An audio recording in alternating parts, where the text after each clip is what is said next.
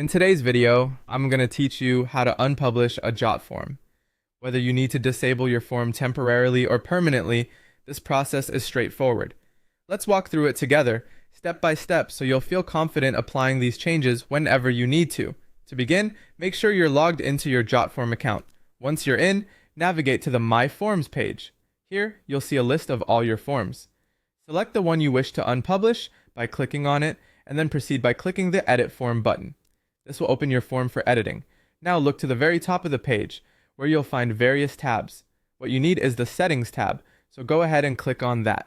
Within the Settings section, you'll be looking for Form Settings, and beneath this you should see a drop-down labeled Form Status. Clicking on this drop-down will present you with 3 options to customize how and when your form is unpublished. Let's explore these options. The first choice is simply Disabled, which unpublishes your form immediately. Once selected, anyone trying to access your form will be greeted with a message that says, "The form is disabled." It's a fast and effective way to stop any new submissions right away. The second option is Disable on Date. This choice is perfect if you know exactly when you want your form to stop accepting submissions.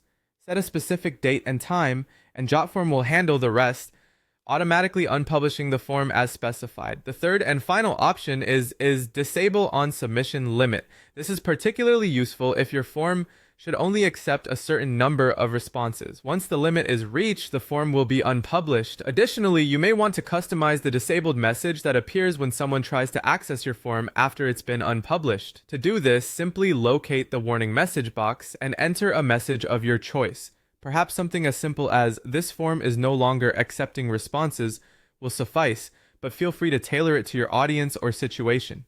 And that's it. With these simple steps, you can control when and how your Jotform is unpublished. Remember, having the flexibility to decide the best method and timing for disabling your form is key. It ensures that you maintain control over your data collection process and manage expectations for those interacting with your form. Thank you for watching, and I hope you found this tutorial helpful. If you have any questions or need further assistance, feel free to drop a comment below. Happy form managing!